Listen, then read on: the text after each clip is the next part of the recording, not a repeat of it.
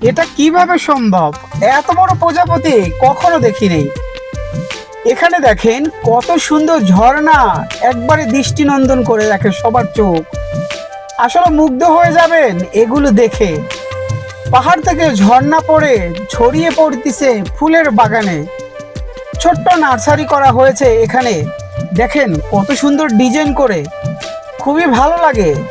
এখানে দেখেন সূর্যমুখী ফুল, হায় হায় কত সুন্দর সুন্দর গাছ, খুবই ভালো লাগে দেখতে।